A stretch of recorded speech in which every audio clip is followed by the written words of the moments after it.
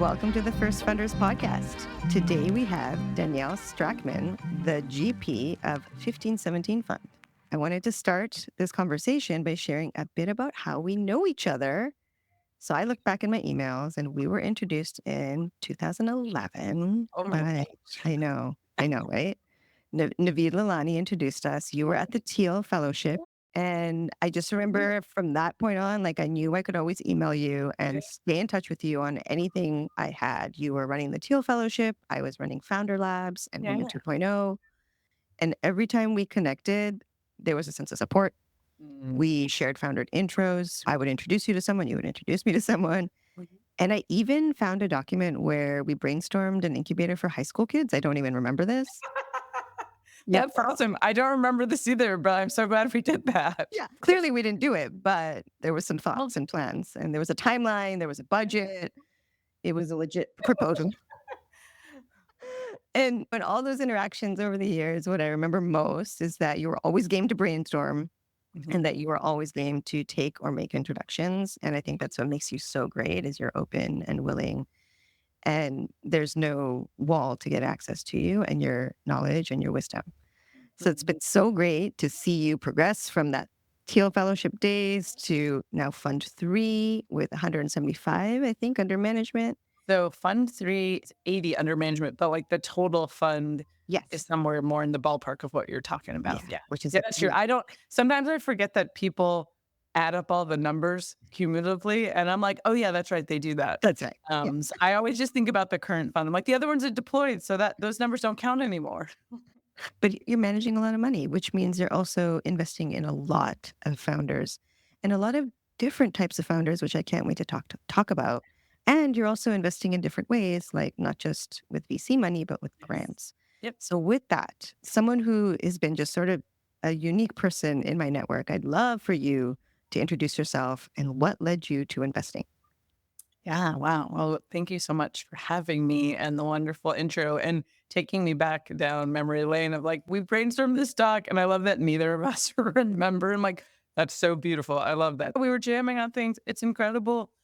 I always start with that, I was not supposed to be in this path. I didn't grow up thinking I would be in finance. In fact, if I went back and told my little girl self, you'll be in finance, she'd laugh. She'd be like, what? How'd we get there?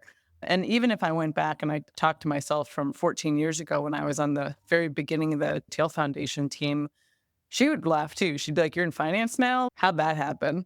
So it's been a circuitous path. I was just actually mentoring a young woman right before this call, and she was asking me about how to make different choices and where she goes with her career. And what I told her was that I've just been very fortunate in that I figured out what my own personal calling was when I was 22 years old.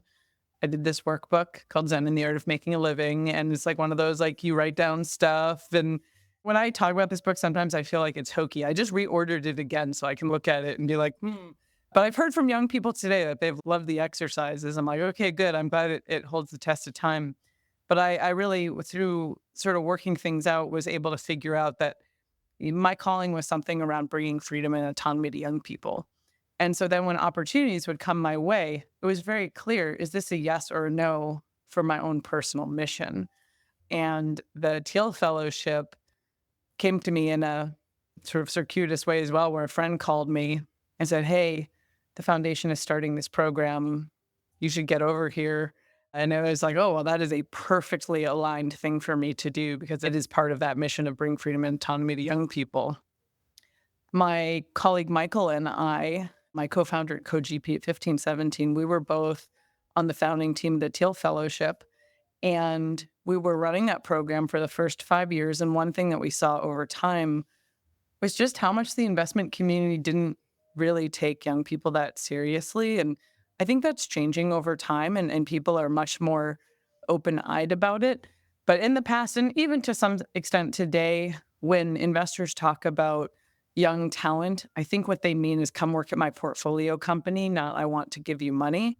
And we just saw this again and again when we were at the Teal Foundation with Teal Fellows. And some of the Teal Fellows have done extraordinarily well. I've been watching that Ritesh from Oil Rooms is expanding into the US and has been. And I'm like, wow, that's so cool. We knew Ritesh when he was just a guy. He was just a teenager, honestly. And Vitalik with Ethereum and Laura Deming, and she has the longevity fund, and now she's doing a new startup in the cryopreservation space, and Dylan Field with Figma. And it's been really amazing to watch these journeys, but we also saw the ups and downs of who would be the funders who would take them seriously past us, because we thought a lot in the Teal Fellowship about both on ramps into the program, but also off ramps from the program. Because as generous as the foundation is, we could only fund somebody once. If we liked working with them, we couldn't be like, hey, here's another Teal Fellowship for you. And oftentimes, especially if someone had a startup, and back in those days of the fellowship, some people had nonprofits, some people had projects, some people had research, some people had startups. So we're always looking for different off ramps for the different types of people. And there weren't that many funders that we could refer to that we thought would actually just have a serious meeting with someone who is 19 or 20 years old. So 5 years in, my colleague and I, Mike, we were kind of just looking at like, wow, we think the upward trajectory of this program is really high. We're already starting to see some really neat success. And we think there's a case to be made to use a new tool called venture capital to fund these people. So I think of our work with 1517 as just an extension of that mission and just a new tool for which we're carrying out that mission. And in fact, at this point, we often sort of iterate on what we do. I think it's one of the things that makes our team like keep things really fresh is we're always like, gosh, what are we at 1517? And technically, yes, we're a venture capital firm, but we also have this mission of working with people who don't have college degrees and are outside a typical pathway. A couple of years ago, we used to say, and we still say that we're an invisible college. We're like this educational institution of sorts, but doing it in a very distributed way. And actually, as of recently, what we've started saying is that we're really like cutting the leash for people who have very untapped potential, where it's like, I just got a dog in the last year, so I'm like all about dogs right now. But picturing a dog on a leash who's pulling on it, and our job with people is to cut the leash, go be free, go do that thing, be unencumbered. So yeah, we saw venture as a way to scale our work from the Teal Foundation and take things forward. We've been doing it 10 years now. It's going to be 10 years next year, which is pretty exciting. We're just going to be starting raising our fourth fund soon, so that's also exciting. We just want to keep moving this mission forward and using venture capital as that tool to do it. It's so meaningful for me to hear someone who chooses to go into VC with a really strong mission. So your why is super clear, and something's inside of me asking, well, why this though? Why is this your why? How did this all happen for you? Yeah. I mean, for me, that it goes back to my personal mission of bringing freedom and autonomy to young people. I've just always loved, and it's funny, over time, my definition of a young person has changed. So when I was in my early 20s, my definition of this was more working with younger children, maybe K-8, something like that. And then with the fellowship, it was like, these are teen young people we're working with. And I joke that someday when I'm in my 60s, I'm going to be like, those 40-year-olds, they really need this and this and this. So someone who inspires me, who comes to mind, is Maria Montessori. I think people will be like, oh, she's an educator. She's a philosopher. I think sometimes women who are philosophers don't really get their due, and she's one of them. And she just has the utmost respect for children. And I think what she really sees in children is very much raw human potential and ability.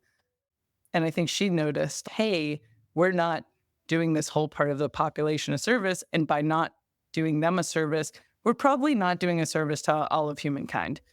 And so I was really influenced by her when I was in my 20s. And that's just stuck with me over time. I think we downplay both what younger people and older people can do. I think both of those populations are very much cut out of the can make a real contribution to society thing.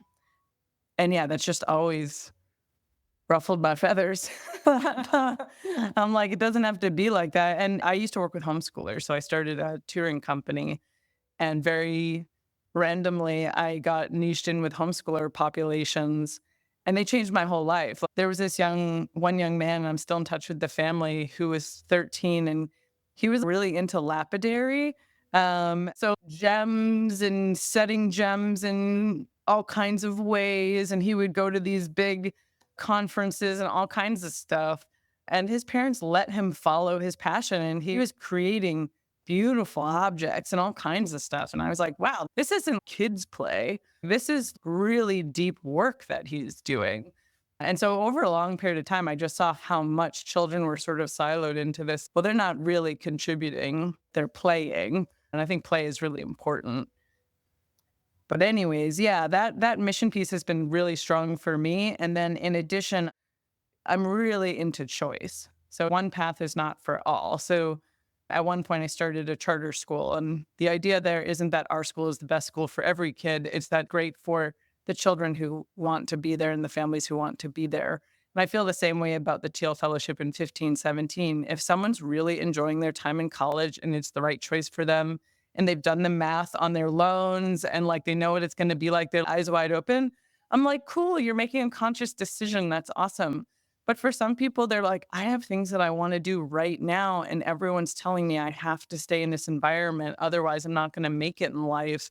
I just think that's patently wrong and dangerous. I think it's really dangerous thinking to put everyone down sort of one pathway without thinking about, well, is this actually the right thing for this individual person? So that's really where it comes from for me personally, and also for the fund.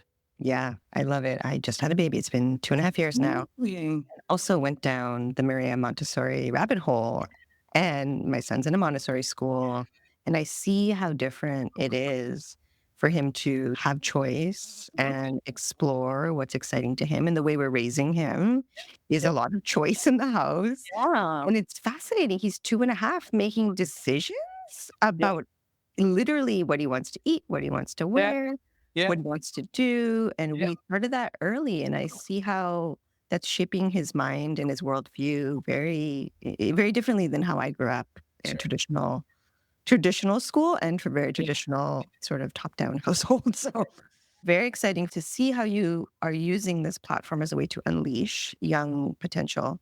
So thank you for doing that. I agree. It's great for society. We need this. So let's talk about this first investment story. We've asked all the people on our podcast, what's that first investment you made? What did you learn? It's Yeah. always Yeah. memorable when you write that first check. Absolutely. So it was an interesting time period because we made the first investment before we got the fund like fully off the ground. So when we were raising our first fund almost 10 years ago, we were talking with a potential LP, and an LP, just for the audience, is a limited partner. Those are the people who invest in a venture fund. So we were talking to this person, and he's just asking us questions. And he said, well, how do you know these people you want to invest in will take your money? And it was such a left turn question. I was like, oh, because we've known them a long time. I don't know how to answer this question. Like, because of course they will. I'm not really sure where to go. And he's like, okay, well, I'd really like to see you guys make a couple investments. I like to show that you could do it. And I was like, okay, so that's interesting.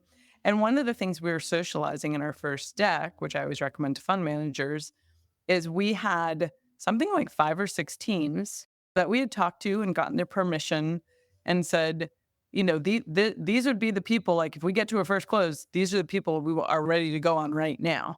Some fund managers will sign docs and then just delay wiring money. We don't do that. So we got permission from people. We didn't sign any docs where we couldn't keep our promises or anything like that. But we knew who this sort of batch of like 5 or 6 teams were. And so then when this LP said, like, basically, like, show me the money, we were like, okay, I guess we have to make some investments. So me and Michael, my co-founder, we cobbled together $150,000 between both of us. That was basically like all of our savings. We didn't have a lot. We're like, okay, we're going to make 2 investments. And we made them at basically like right exactly the same time. One was a team that was working on trying to monetize GIFs. It was a team of 2 brothers. We actually love sibling teams at 15, 17. And we had gotten to know them over the past few months. And then the other team was the founding team of Fountain, which is a hiring platform. They are I believe they're a Series C company now. And so it's been interesting to see that one company has really hit it out of the park and has become a big player. And the other company was taking a crack at something that was really, really difficult and didn't make it. And that was totally fine. One of the things that we talk about in this part of our onboarding process at 15, 17 with founders when they bring them into the portfolio is we often think about these polar opposites that are often at play in really running anything, but in running the fund. And one of those is that we have to truly believe that every single team we back could be a fund multiplying company where it's like, you're going to hit it so far out of the park that we're going to 4X our $80 million fund. We have to have that belief. The next slide to that after that one is, and we know realistically the most likely thing to happen is that it all goes to zero. And we want that to be really freeing for people because we want them to swing for the fences and try things that are really extraordinary and difficult and not just think about, well, how do I return some money to 15, 17? Because our job is that they either do really great or it goes to zero. And they mean that in the true math sense of numbers, not like these people are a zero. I think people equate a company closing with like, oh, well, then that means this equals two bad founders. I just think that's completely false. And you can have truly great founders where they're struggling in a particular market or it's hard to find product market fit. And we've backed teams sometimes numerous times where we're like, wow, okay, they haven't hit it there yet, but we still think they can do it. They just need another shot on goal. So yeah, those are our first two investments. And it was interesting because we were doing reviews with our companies. We do reviews with them every other month for the first year of the company, and then we taper them down over time. And with the GIFs team, we would go chat with the brothers. And every time it felt like clockwork. One of them would be like, gosh, this one person we've hired, they're just not really working out. And they talked to us about it, and we're like, "Oh, yeah, it's probably time to let that person go and think more about how you're doing your hiring." And it was feeling like every time we met with the team that someone was getting fired by the end of our meeting. And I was like, "Oh, no, this is terrible." We want to be more on the proactive side here of this and being able to help people navigate those things. And that's what we're there for too in those reviews is talking about, hey, what's hard? What are the decisions you don't want to make? And when is it time to rip that Band-Aid off? But it was a big learning curve for us as well, because we were like, I don't think we expected that. Wow, almost every time we have a review, it means it's time for this team to really switch things up right now with that particular team. This has not been true for a majority of our teams or anything like that. So that was a big learning of just, hey, this is a time for people to really disclose how it's actually going. Yeah. So just for everyone to know that you came in these first two checks at idea stage, right? There was Basically, so yeah, the GIFs team was very early. I think they had maybe made some design mock-ups of what they were doing. With Fountain, they had already been doing some hiring in the on-demand sort of markets like Uber and things like that for a little while, but it was still the early days of the company. and you do these company reviews. Tell me a bit about those. Are those Yeah. frequent? We still do Yeah. them? Yeah. So I used to be a teacher. So this is all my teacher systems background coming into play. I really enjoyed just knowing, hey, we're going to have an onboarding meeting with people to talk about the expectations of being part of the fund and kind of set our thinking. We're actually very transparent about how we think about things and what our reasoning is. And that's just sort of outlay that. And that's with the whole team. And then whoever is sort of the lead for that team relationally is the person who does reviews with them. Generally, with teams, when they're at an angel or pre-seed stage, we have on the calendar every other month, 45-minute to hour-long call to just go over, how's it going? What first do you have coming up? I don't always ask this, but I've been wanting to build this into the model. But I often just open up with, hey, how's it going? But I want to start opening up with, hey, if you're going to use 3 words to describe the last 2 months, what would they be? But it's just like this time to kind of brainstorm and talk about how it's going. I ask people personally how they're doing. If someone has huge bags under their eyes and I'm like, you're not sleeping, or we watch founders lose and gain 20 pounds pretty regularly, it's like, hey, let's talk about just how your life is. So we talk about all these different things. And then as the company matures, as they hit seed metrics and things like that, we'll go down to once a quarter. As they become a Series A company, we go down to every 6 months. And then once they surpass that stage, we do sort of like an annual check-in to see how they're doing. Because at that point, they also have a support of sort of a whole cadre of investors and advisors and so on. What's interesting is one of our advisors early on, she was telling me, she's like, Danielle, they're going to leave the nest. Like, they're not going to want to do these reviews forever. And I was like, okay. So like, all right, we'll taper them down over time. Totally makes sense. But what was really interesting was that because we typically know our founders since sometimes even before the company starts, we become very trusted advisors. And so founders will come to us, they'll be like, wow, I just had my first board meeting and I got my ass handed to me and I need to figure out what to do better. And we're like, okay, cool. Yeah, let's talk about it. Or, hey, I'm having a huge co founder dispute. Or my personal life with my startup life is not working. What do I do? So I've actually found that even though from a formal review standpoint, we might have the touch point on a yearly basis once the company has matured, but we'll hear from those more mature teams fairly regularly because they're like, there's a big thing that's come up and only you guys know the history of this company. And that it's just such a special relationship to have in a special position to be in. And then in addition, when things aren't going well and things wind down, I like to have wind down meetings with my team where it's like one meeting will be like, okay, cool, it's time to wind things down. Or maybe they've already been in a wind down process and it's like, okay, you've closed the company. I personally like to have the next review or even the next 2 reviews still on the calendar just to check in of like, hey, did you get that job that you applied for? Are you still looking for something? Let's get you with another portfolio company or something like that. It's been really nice. I had a review with a founder the other day who had to move on from what he was doing.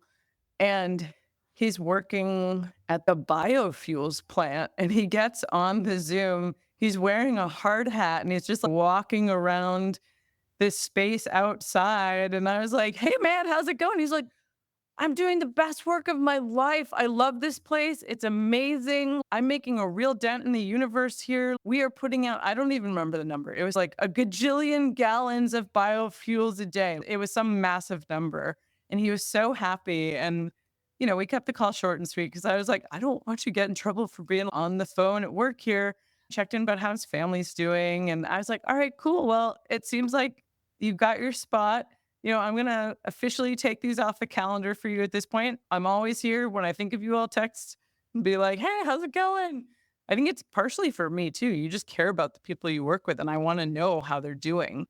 So that's how we think about the reviews. And the reviews are also a lot like we say that we're Grand Central Station at 15, 17, where it's like you're supposed to get on a train and go somewhere. And often that train are connections, whether they're people, that might be other funders, that might be founders who are a few years ahead of them who can give them some insight. It might be subject matter expertise areas. So we're constantly, especially on those review calls, like, oh, hey, you know who you should talk to? This person. And then making that happen on the call.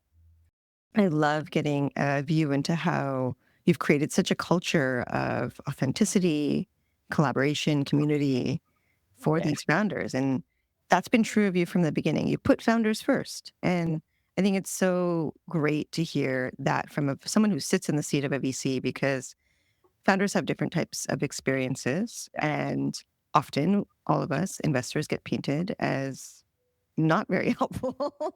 I mean, and for good reason. I didn't even call myself an investor for the first 3 years of doing 15, 17. I would meet people and they'd be like, oh, what do you do? And I'd be like, oh, I work with startups. Like because I didn't like the vibe of the investment community. So we got to change that. Yeah, no, and we are changing it by being in it, right? People like you, people like me, people like, by the way, all the folks I selected for this podcast are true humans showing up and helping and believing in other humans. And so that's the work that we're And doing. it has been making a difference. I've really noticed over the last few years, really. I think people especially get that the angel pre-seed people are like, no, we're like just people and we're here to help people. And so I do think some of the viewpoints about VCs are changing because of the proactivity of the sort of pre-seed arena. I also think that for the larger funds at Series A, there's so many funds overall now that funds know that they have to compete against each other on who's going to get that deal. And if you're a Series A fund and you need your large allocation target, your reputation is going to be one of the things that makes that deal happen or not. So I feel like some of the behaviors are better because they know people are watching and talking, and that you don't just have to take money from the firm that offers it to you. You're probably going to have a few firms to pick from. Oh my gosh, absolutely. Hopefully you do. And I was just on X talking about how when founders come on a call to Mhm. meet a VC, they're in a sales process, right? But Yeah. it's actually also the other way around, right? Yeah, it's totally Like both. we as investors are pitching how, Yeah. we actually are going to show up in the Yeah. future in the short first interaction. Oh, yeah. I've heard so many crazy things where part of me is like, I just can't even believe these things happen. Oh, yeah. If it's a Zoom call, oh, I got on the Zoom call and the VC showed up 10 minutes late. Just all kinds of, I wouldn't call it necessarily bad behavior, but just unnecessary, strange power plays and things like that. And Yeah, not great. yeah, not great. Great. Speaking of not great, let's talk about a worst investment of yours and what you learned from it. Yes. Yes, yes, yes. Gosh. So I will talk about two of them. Sure. So we had an investment that we made in Fund One. And it's interesting because we had known the founder for a while. And honestly, the person kind of rubbed me the wrong way from the beginning. There was a lot of insecure attitude and a lot of sort of old school, classic, slimy salesmanship of like, act now, otherwise the deal's gone, blah, blah, blah. And of course, this was also early in the fund. And so we were, just learning about different norms and things like that. We'd put a 100K check into this team. And one of the reasons we did that initial check was because we had known the founder for a while and we were like, okay, maybe this person has learned and developed over time. And they did look like they had sort of developed what I would consider their core skills. Sometimes people call these soft skills. I was like, okay, the person seems a little more authentic now. They seem to have an interesting business here. Maybe we'll do it. So we put in a 100K check. And what was really interesting was everything became very transactional. You and I just talked about how relationally based we are and how that really works in this world. So when we would try to do, this is actually a really great segue from the last chat, because when we would try to do reviews with this founder, he'd cancel at the last minute. He wouldn't show up. And it was just really hard to get a hold of him. And he always had this like, oh yeah, I'm so busy. I'm so busy. Yet on Instagram, when we would be on Instagram looking at stuff, this founder would always come up traveling, being on the beach. And we were always like, this guy's in beach mode. We don't even know if he's really doing the work part. And so we didn't like being blown off and all this stuff. And then the founder raised a Series A round, and which was shocking to me. And Sound Ventures led the deal, which is Ashton Kutcher's firm. It was our first company to get a markup. It was our first company to raise a price round. And so part of us, for me and Michael, we were like, wow, this is our first team to make it to the big dog of next stages, not just a little more money, not just a seed round, but a Series A round. It's Ashton Kutcher's firm. There's some pressure to follow on there and be like, okay, yeah, we follow on with our investments. But we were like, relationally, we do not like working with this person.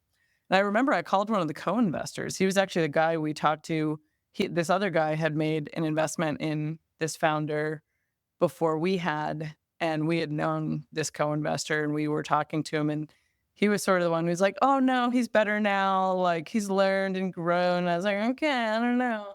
But we were talking to this co-investor and he was like, oh yeah, I'm definitely putting in. And I was like, I'm just not feeling good about it. Every time we try to do a review, he never shows up and it's always hard to get at what's actually going on.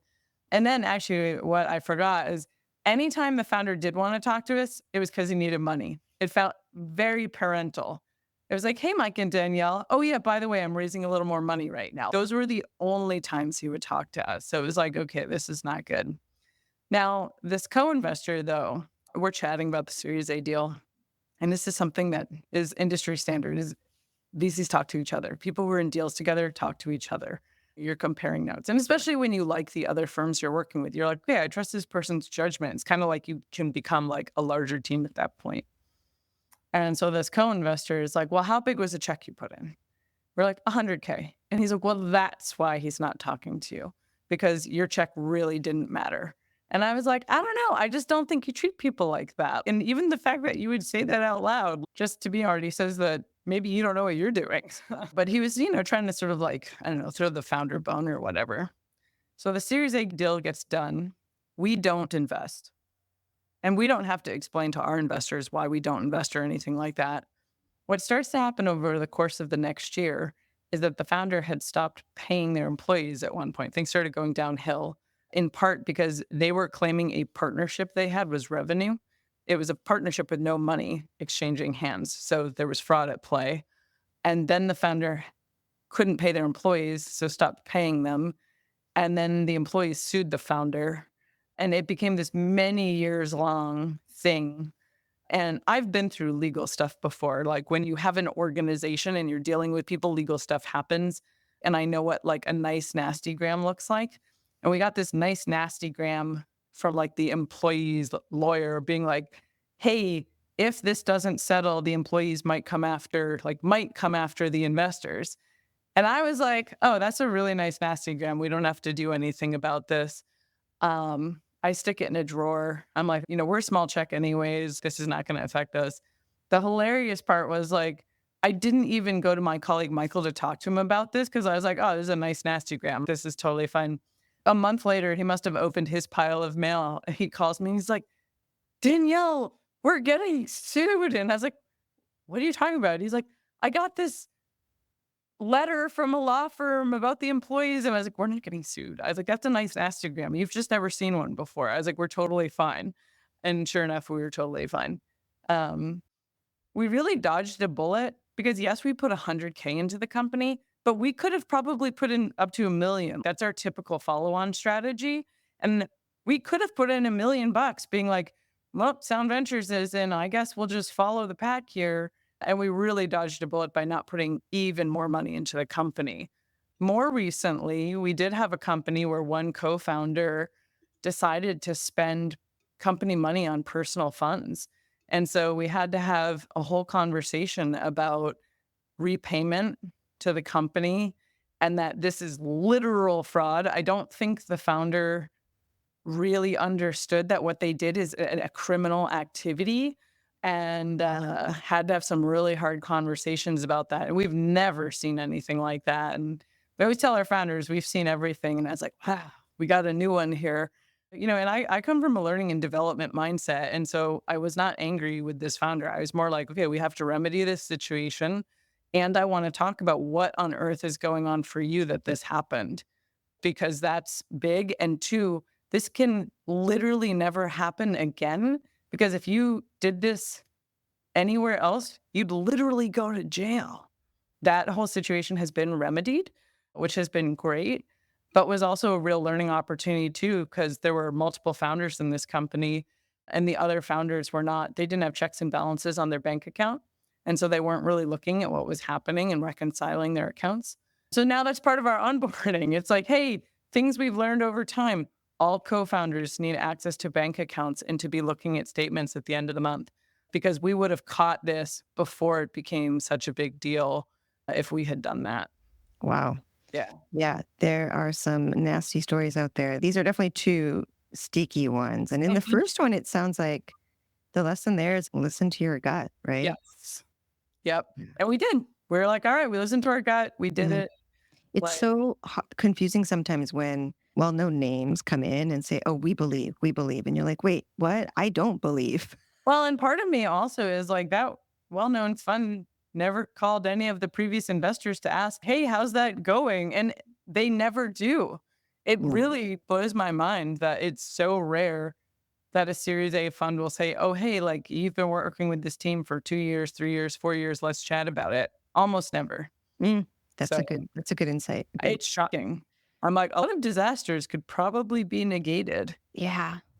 Okay, let's talk about fun stuff. Best Yeah. investment so far, ideally one that you've realized. I do see that you have a company that went IPO. Yes. Yes. But you have other unicorns, I think. Oh, So yeah. share as many As joyous many moments as you'd They're like. all amazing, and the standout ones are definitely Luminar Technologies. They IPO'd late in 2020. Congratulations. It's been really amazing to be part of that journey from when they were 5 people in a garage in Orange County to where they stand today. The system that they've built, the autonomous driving system, is shipping right now in Volvos, so that's really exciting. And they're a B2B autonomous driving system, so allowing other manufacturers to Yes, implement. Yeah. that's correct. Amazing. And So that was a first check.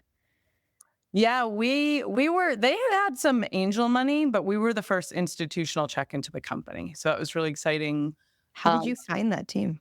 so Austin was an old Teal fellow, and the way we found him for the Teal fellowship was he came to a community event we had called our Teal Summit, where he just showed up one day and he was 16 years old, him and his mom.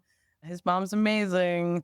And we just got to know them over time. And then a year later, we were like, all right, he's going to be a Teal Fellow. And then he was part of the inspiration for starting 1517 because we saw where things were going.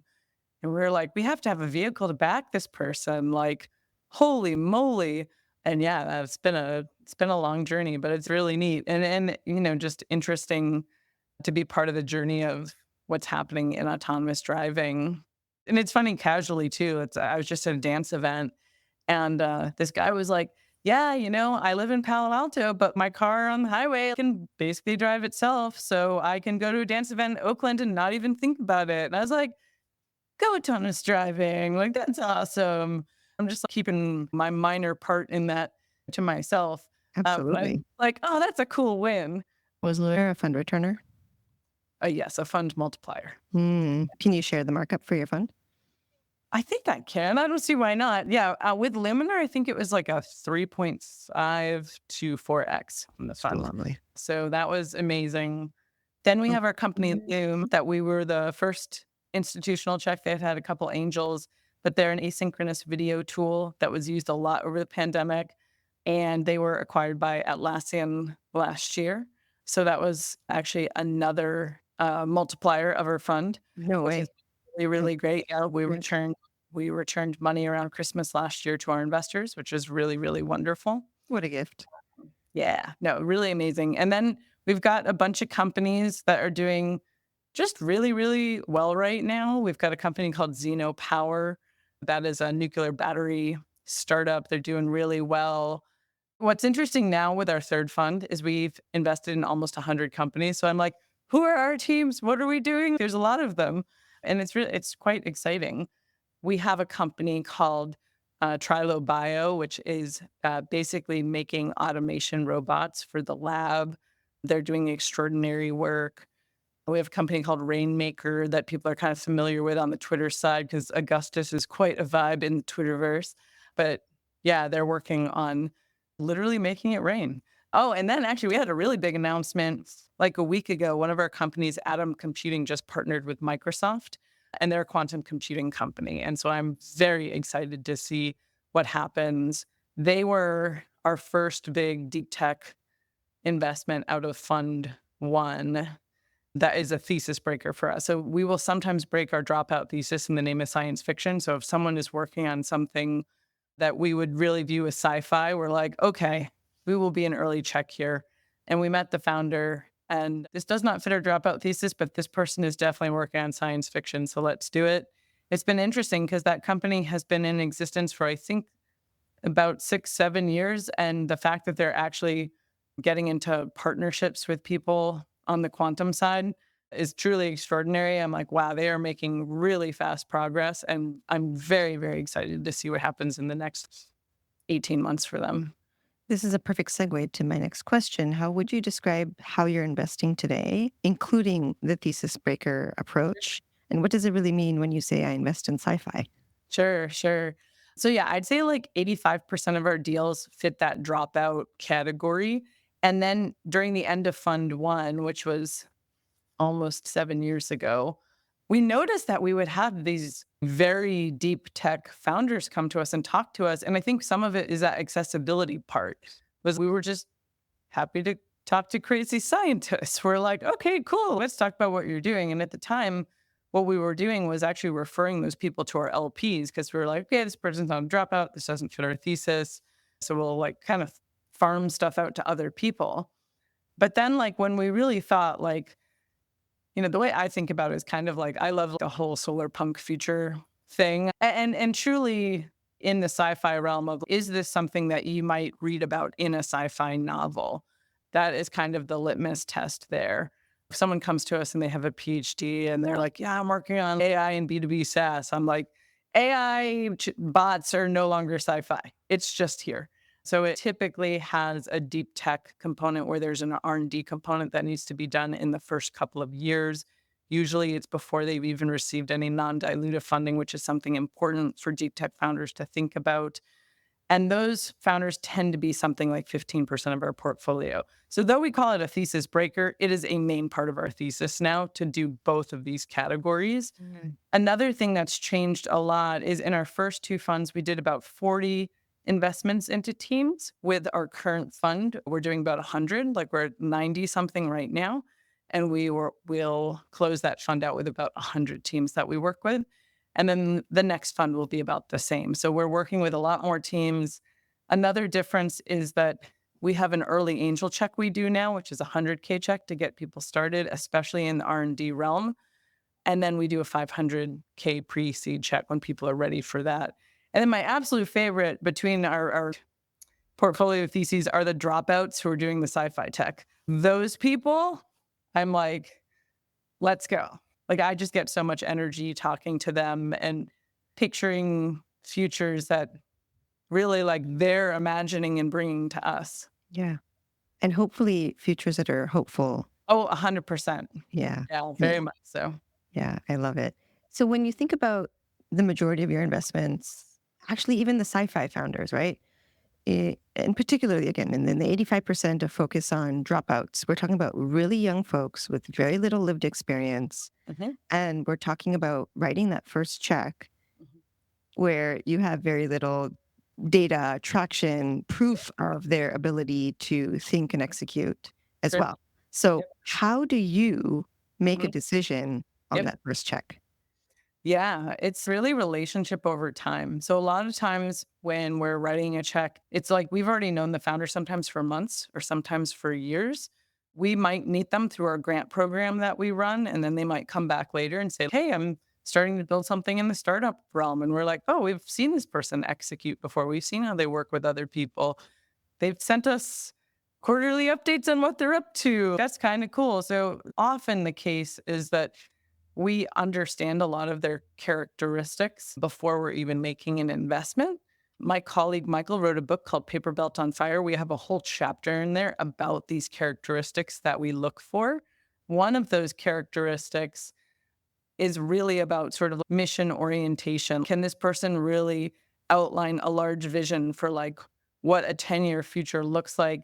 But then we talked about we are often holding these different polls at 15, 17. We'll also ask them, well, what are you doing on Friday? What are you doing down here to get to here?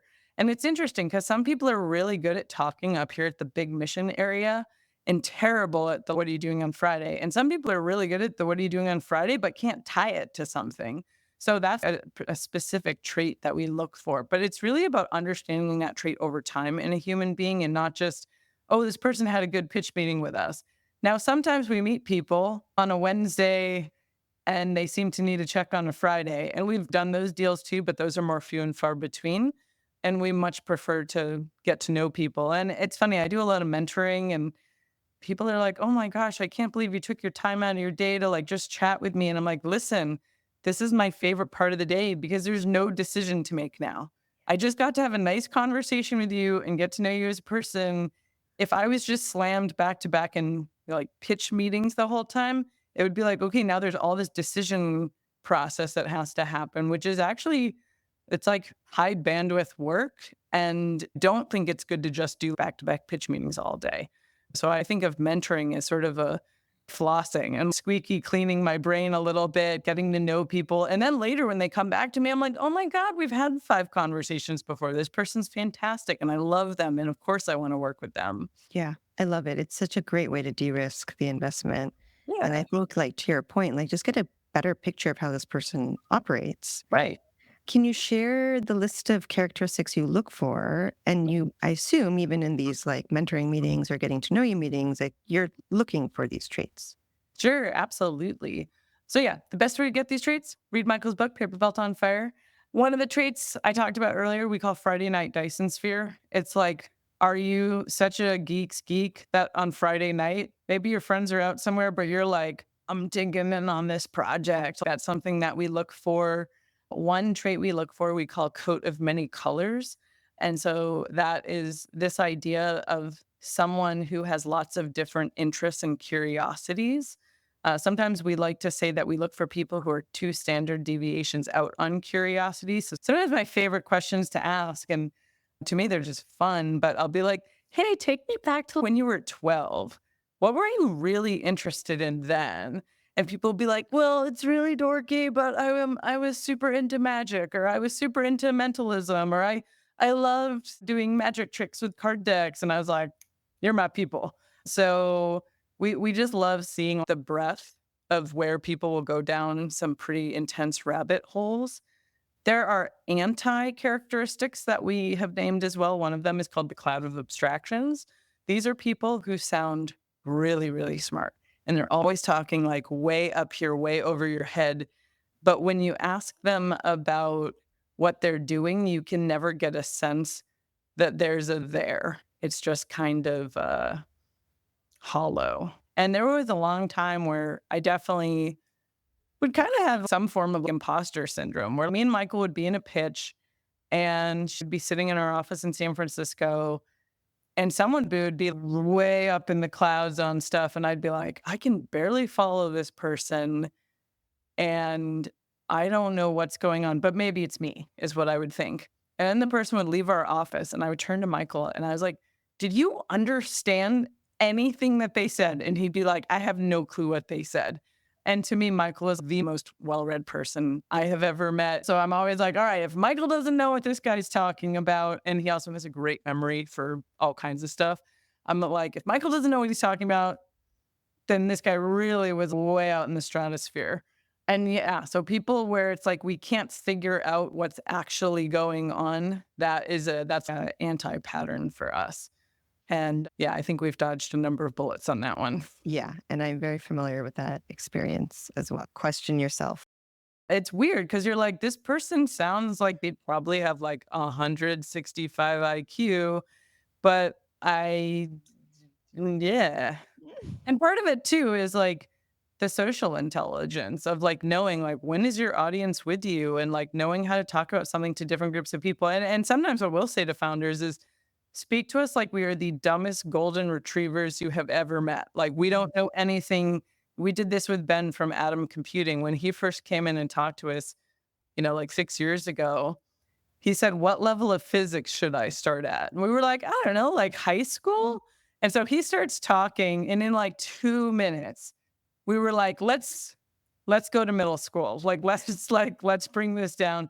He starts talking at that level, and we're like, hold on, time out. Just talk to us like we're dumb golden retrievers because we are seriously not following.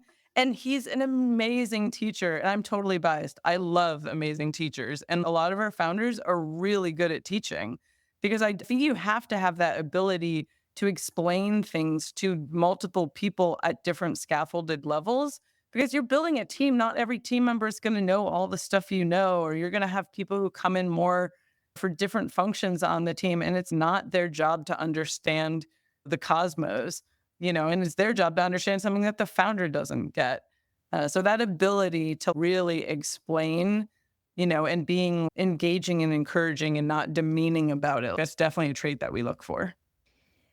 Across the portfolio of investments, again, when we look at whether it's the super young folks or the sci fi scientists, you focus on a very specific set of people. Like, I'm curious if they all have one thing in common, especially when I think of the young folks. Is it that maybe they act above their age or they have unique life experience? Like, is there anything that just like you're like, oh yeah, almost all of them have this? So, one thing I want to clarify is that though we have our thesis about dropouts, it's not about age, it's just about that dropout status. So, we have people who are in their 60s who are dropouts. We've got people in their 30s who are dropouts. We've got 15-year-olds also. So, it's across the board. But characteristics, one of the things I say about the people we work with at 15, 17 is that they're social geeks. They love to geek out about things with other people. And I think curiosity really comes into play with those people. They're also all extraordinarily mission driven. And to your point that you made earlier, a lot of it is often from life experience. It's like, oh, this person's family was doing X, Y, and Z, and that's how they got really interested in it. We are very unlikely to back people who are like, I've always wanted to be an entrepreneur and I found this business case and I'm going after it. Okay, cool. Good to know. Like, and that it's just not a fit for us because, like, our view is that you have to be willing to die on your sword for what you're doing. Like, you have to have that amount of passion about it. And that's another thing I would use to describe our founders is extremely passionate about their areas because we think that a business use case isn't going to get you through the dark night of the soul of like everything's going wrong. My co-founder has left me and I have to make a pivot. You're probably just going to be like, I'm done now, which is fine. I think it's fine and healthy to end things. But if you're going to get started, I think in startups, having that passion is a real advantage. Yeah. We've talked about this offline, but you do a lot of things to source. And I'd love just really quickly, like, how have you been finding these very special people? Sure. We travel a ton. We go to campuses, we go to high schools, we talk to lots of people. We also do a lot that I think just makes us accessible. We've become known for hosting ice cream socials. I love hosting them. And so we just hosted an ice cream social in Toronto. And we actually do have a fairly sizable community there, but we like put it out 2 days before we were there. We only had 3 people show up, but they were awesome to talk to and they were great. And we all sent, ice cream together. And it's like, all right, this is really cool. And it's that random serendipitous aspect of our community is 5,000 people. So we never know who's going to show up for something. And then when they do and we're re-engaging, it's like, oh, this is really cool to get to know what this person is up to now. People refer people to us a lot. I often say that our community is what scales us. And it's like those people are this hive mind. And I had one of our grantees reach out recently and she was like, I met this 10-year-old. He's amazing. You need to talk to him. I was like, I'm totally down. And so talk to his 10-year-old. He's really amazing. He has some interests that align really deeply with some of our startups that are local to him. And so like I set up a field trip day for him to go be with this founder and he spent all day with this founder. And then this young man came to our event and he's 11 now. And I'm like, I can't wait for him to come to our teen camp in the future. And I can't wait to give him a grant at some point. And I can't wait until he's founding something because he's in that mode already and in a really positive way, not in the playing startup way. Mhm. And I'm like, yeah, I'm going to know Ian here. That's his name, Ian. I'm going to know Ian here for a very long time. And it all started because a community member connected us. Wait, you have a teen camp? Yes, we just started running our teen camp last year.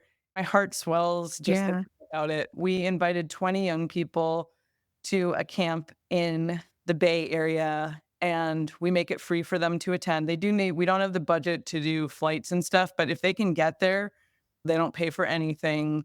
We do a field trip day on Friday where we take all of them to our deep tech companies in San Francisco. They get to see the cutting edge of a 3 to 10 person team. We do a workshop day on Saturday and then we do an unconference day on Sunday. And we're doing it again in October and we've expanded it to 30 teens. And at some point, we're going to have to make this into a 100 teen event. All the applicants are amazing. And I'm always like, oh, how do we? Like, I don't even like the idea of picking between these people. I just want to make it open. Just come to this. But yeah, it's been really fun. And we've seen some awesome cross pollination where the founders that they've met, they've kept in touch with, and then sometimes interned at their companies. Some of them have become grantees. We've been close to writing a couple of them investment checks, not yet, but I know it's going to happen. It's like, it's just a no brainer at this point. And gosh, they're so kind and they're so smart. I have such hope for the generations coming up because, gosh, they just have amazing skills. Thank you for nurturing them. And if you're doing this in 10 years, I'm signing my son up. Oh, yeah. Sold. Sold. Okay, I'm looking at the clock, but just for the audience, your grant program, just real quick. So the grant program, we give people $1,000 to work on a project. It's not a startup grant. It's not for getting a company off the ground. I met with a young man yesterday who's like, I'm obsessed with light bulbs and sort of recreating how people do lights in their home. And I was like, cool, you're getting $1,000.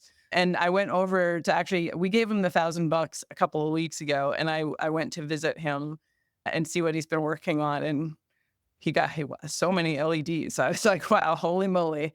I just heard from an old grantee earlier this week. He's like, Danielle, do you remember me? I'm the one who's working on the 10-foot unicycle. And I'm like, yes, like this is what I love to give the grants to is just like pure projects where people really want to imbue a passion into something that literally has no reason for building other than they just want to. There has to be that like fun component. We had someone who built a robot squirrel.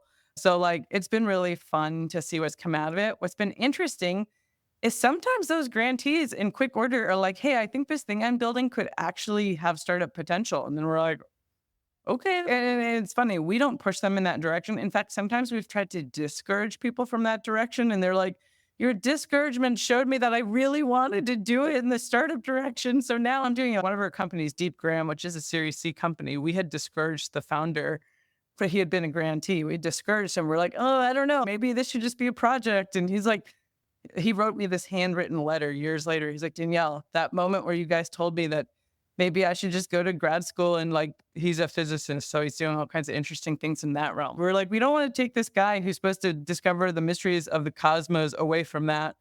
And he's like, it was that meeting that I knew I had to do it because you guys are telling me exactly what I didn't want to hear. And we were the first check into that company also. So it was kind of wild. Wow. But then sometimes the grantees will come back 7 or 8 years later, this has happened now. And they'll be like, hey, remember me when I was a wily high schooler? And now I'm building autonomous robots. And we just backed that company. So it's really cool to see over time how these things evolve. But we love the grant program. We call it the Medici Project. There's no paperwork. There's no, we own you or your stuff. It's a pure gift to people. We don't collect receipts. We're not like, oh, we have to know exactly where it all went. And we have a lot of fun with it. And we have a lot of fun imbuing that trust to young people. Wow. You are doing things so differently than any other venture fund I know. And you're truly fueling the world's creativity. Yeah. And I love it. I love it. Thank you for doing this. In 6 minutes, we'll do as many speed round questions as we can. Besides reps, how do you get better at investing? This is a hot debate on our team because now that we've been going for 10 years, we think we've learned something. And it's hard to know when your learnings are applicable or when your learning is getting in the way of just letting your gut make a decision. So we're still sorting that out right now. But yeah, I think one way you get better at investing is by spending lots of time with founders as they're developing things and spending time in your portfolio, spending time with those founders and getting to know them and learning about what they're doing and how they're doing it. Because you can pass those learnings onto the new founders you work with. And it's like sort of making the whole group rise at the same time. So that is one. Another way that I think you become great at investing is actually getting your founders together. So we do a lot of community building between our founders because they have a lot of knowledge share that we'll never know how to share with them, but they share with each other. Love it. In a few years, in 10 years, you're on the Midas list. What got you there? It's really good.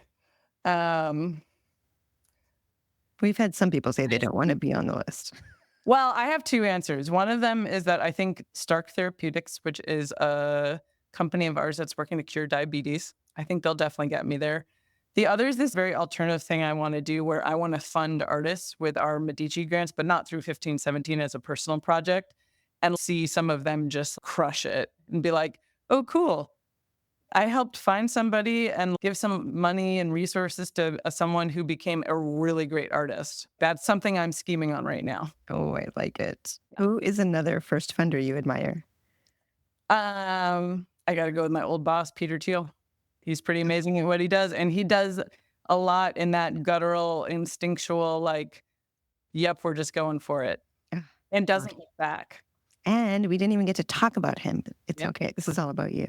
Um, what is a book or piece of media that has had a major impact on how you invest? Yeah, we have a whole recommendation book list that I can send you. But Amanda Palmer's The Art of Asking book is amazing. And it really helped us to think about how we build culture and community at 15, 17. Ooh, can't wait to read that one. It's so good. It sounds And good. get the audiobook because Oh she my, wrote it. And oh my God, it's incredible. Zoom, phone, or in-person meetings? In person, Social media platform of choice. Twitter.